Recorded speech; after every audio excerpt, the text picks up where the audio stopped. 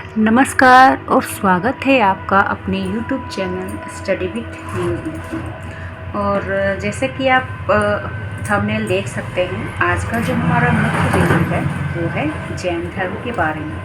और हमने अपने पिछले अध्याय में सिंधु घाटी सभ्यता, वैदिक काल, इन सभी को पढ़ लिया था। तो आज हम महाजनपद को पढ़ने से पहले अपने जैन धर्म को जान लेते हैं। इसके बाद हम बौद्ध धर्म को भी जानेंगे। तो देखिए, आप कह सकते हैं कि जो सबसे पहले जैन धर्म में जो तीर्थंकर रहते हैं वो रहते हैं आपके ऋषभ देव रहते हैं, ठीक है। और उसके बाद देखिए 24 तीर्थंकर होते हैं, लेकिन सबसे पहले को आप याद रखिए ऋषभ देव। उसके बाद नाम आता है आपके पारसनाथ का, जो कि 23वें तीर्थंकर रहते हैं। और यह समृद्ध शीर्ष जो पहाड़ है उसे ही अब पारसनाथ पहाड़ कहा जाता है, पर्वत कहा जाता है। और इन्होंने चतुरायन धर्म दिया। जो पारसनाथ रहते हैं, जो कि कह सकते हैं कि 23वें तीर्थंकर रहते हैं, इन्होंने चतुरायन धर्म को दिया। झूठ नहीं बोलना, चोरी नहीं करना, धन संग्रह नहीं करना और हिंसा नहीं करना।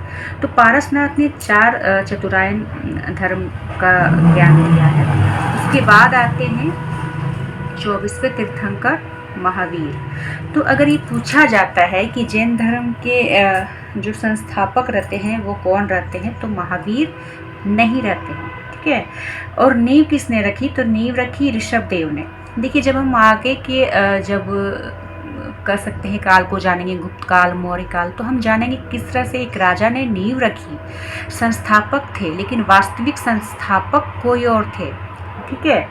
तो इस तरह से इसमें भी है कि ऋषभ देव जो रहते हैं उन्होंने नींव रखी, संस्थापक थे, लेकिन महावीर जैन जो रहते हैं उन्होंने ये संस्थापक रहते हैं, नींव इन्होंने नहीं रखा है, ठीक है। तो आज हम महावीर के बारे में जानेंगे कि किस तरह से इनका जन्म होता है, किस तरह से इन्होंने गृह त्याग किया, ठीक है। तो देखिए, ये यहाँ पर जब आप जानेंगे डिटेल्स में, तो महावीर से पहले आप जैसे कि मैंने पढ़ाया पारसनाथ को जानेंगे। और ये जैन धर्म की प्राचीनतम सिद्धांतों के उपदेष्टा 23वें तीर्थंकर पारसनाथ को माना जाता है, जो कि बनारस के निवासी ये रहते हैं, ठीक है। इन्होंने 4 महाव्रत को दिया, मैंने अभी नाम बताया आपको। उसके बाद चलिए हम आगे बढ़ते हैं। तो महावीर का जन्म, देखिए सभी में अलग अलग इनके जन्मों को बताया गया है, लेकिन ये एनसीईआरटी का बेस है, मैंने आपको पढ़ाया एनसीईआरटी का बेस है। और इसमें इनके जन्म को ही हम मानेंगे, सही उचित मानेंगे। तो इनका जो जन्म होता है वो 540 ईस्वी पूर्व होता है। जन्म स्थान इनका वैशाली के कुंडग्राम के निकट। कुंडग्राम आप कहेंगे, कुंडलवन कहेंगे, तो आप सीधे कश्मीर के पास चले जाएंगे, ठीक है। तो इनका जो जन्म स्थल रहता है वो वैशाली के कुंडग्राम के निकट, ये बिहार है, वैशाली जिला है आपका, ठीक है, वैशाली जिला में होता है।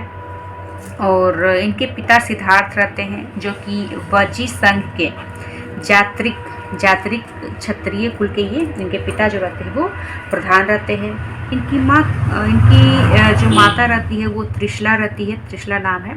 लिच्छवी शासक चेतक की ये बहन रहती है। आप जानते हैं लिच्छवी जो रहता है वो पहला गणराज रहता है। और ये चेतक की ये बहन रहती है, ठीक है, चेतक की ये। फिर इनकी एक पुत्री भी होती है, प्रियदर्शना नाम रहता है। और इनके पति का नाम, मतलब प्रियदर्शना के पति रहते हैं जमाली रहते हैं, ठीक है। भाई इनके नंदीवर्मन रहते हैं, महावीर के भाई। और आप जानते हैं इन्हीं से इन्होंने आज्ञा लेकर वन की ओर प्रस्थान किया था। इनकी पत्नी कौन रहती है, पत्नी इनकी यशोदा रहती है, यशोदा। और इनके शिष्य रहते हैं मक्खली पुत्र गोशाल रहते हैं, ये आजीवक संप्रदाय के रहते हैं। देखिए, इन्होंने 30 वर्ष की उम्र में गृह त्याग दिया। 12 वर्ष इन्होंने कठोर तपस्या किया, 12 वर्ष ये कठोर इन्होंने तपस्या किया, ठीक है। प्रथम शिष्य इनके जमाली रहते हैं, जो कि दामाद ही रहते हैं। और इनके कह सकते हैं गृह त्याग इन्होंने 30 वर्ष की उम्र में किया, और भाई नंदी वर्धन की आज्ञा से 12 वर्ष तक इन्होंने कठोर तपस्या भी किया। कहाँ पर? तो ऋजुपालिका नदी के तट पर जाम्बिक ग्राम है, वहाँ पर इन्होंने जाम्बिक ग्राम में इन्होंने तपस्या किया। वृक्ष साल है, साल या फिर कर सकते हैं कि नदी जो रहती है वो ऋजुपालिका। तो ये तीनों चीज़ों को आप इसे याद जरूर रखें। इन्होंने जो पहला प्रमुख उपदेश दिया वो राजगिरी में दिया, पहाड़ी पर स्थित है, बाराकर नदी के तट पर। वितुलाचल पहाड़ी है, वहाँ पर इन्होंने उपदेश दिया, राजगिरी में उपदेश दिया। और अंतिम उपदेश इन्होंने पावापुरी में दी। तो स्टार्टिंग और लास्ट ये आप दोनों याद रखिए। इनकी जो उपाधि रहती है, ये केवल्य, निग्रत, अहर्त, ये सभी इनकी उपाधि है। और जीवन के अंत में इन्होंने निर्वाण जो है वो पावापुरी राजगिरी में 72वें वर्ष की आयु में इन्हें निर्वाण की प्राप्ति होती है। ठीक है, तो इतना इनका जीवन परिचय रहता है। अब देखिए इन्होंने कर सकते हैं कि इन्होंने क्या क्या ज्ञान दिया। ठीक है, इनके बारे में भी हम जान लें। तो 4 तो हमने जाना कि जो 4 व्रत है उसे किसने दिया? तो पारसनाथ ने। तो महावीर जो रहते हैं उन्होंने 5वां इसमें जोड़ दिया, जिसका नाम है ब्रह्मचर्य, मतलब इंद्रियों को वश में करना। ठीक है, तो इन 5 व्रतों के ऊपर के 4 पारसनाथ ने दिए हैं। ये देखिए, आप इसे देख सकते हैं। और 5वां महावीर ने इसमें जोड़ दिया।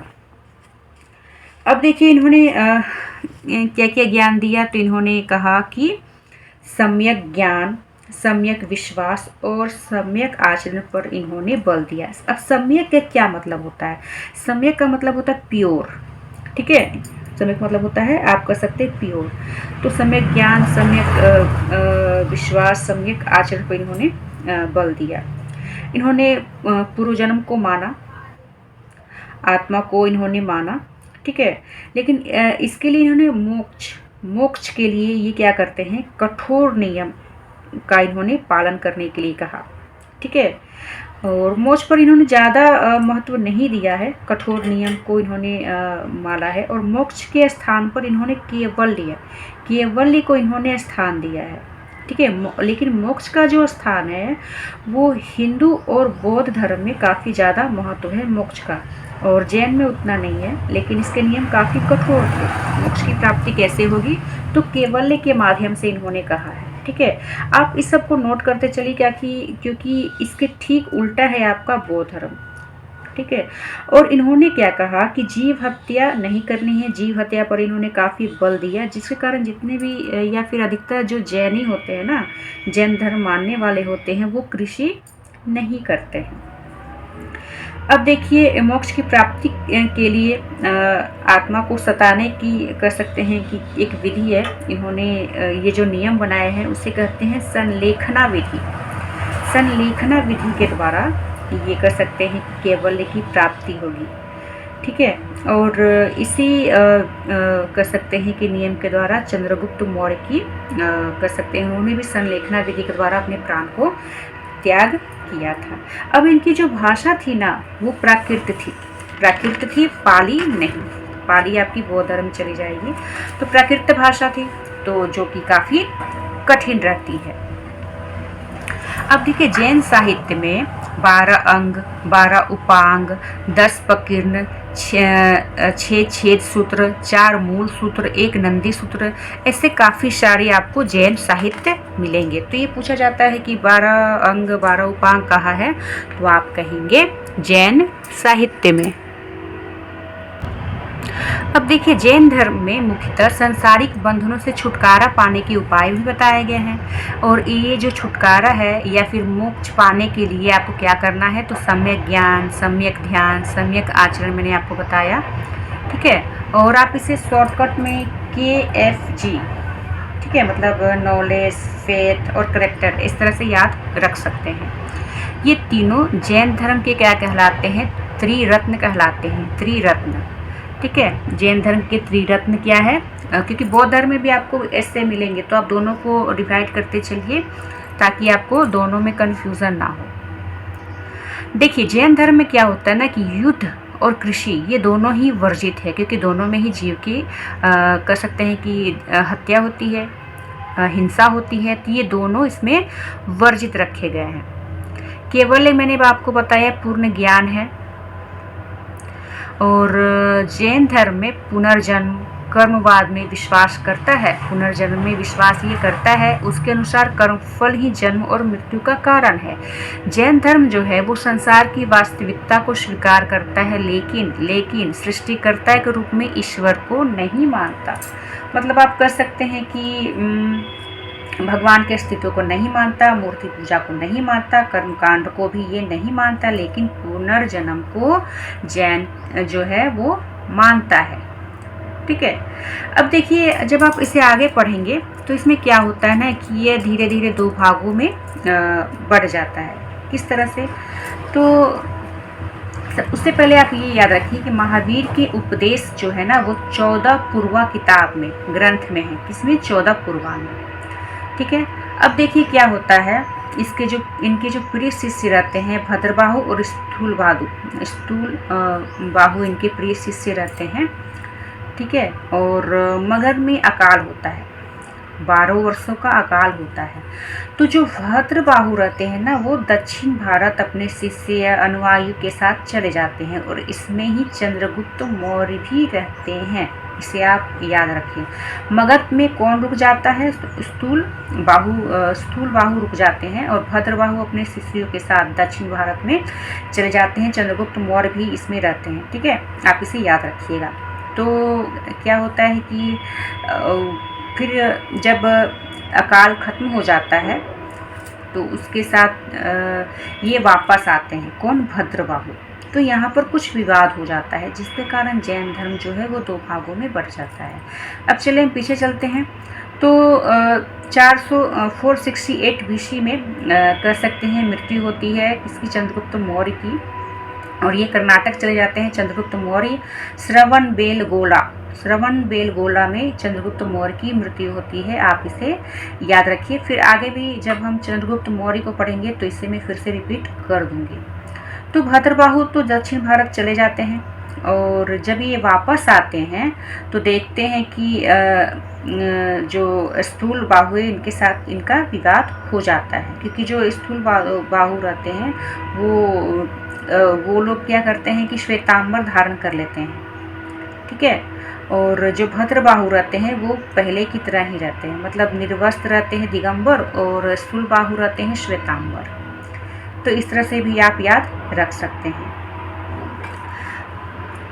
फिर आगे हम पढ़ेंगे अपने नेक्स्ट वीडियो में कि किस तरह से यहाँ पर 2 जैन संगीतियाँ होती है, और फिर किस तरह से जैन धर्म का हमारा योगदान रहता है, और उनके प्रतीक के बारे में भी हम आगे जानेंगे। तब तक के लिए आप इसे कंटिन्यू रखिए, पढ़ते रहिए और अपने एग्ज़ाम की तैयारी करते रहिए। धन्यवाद।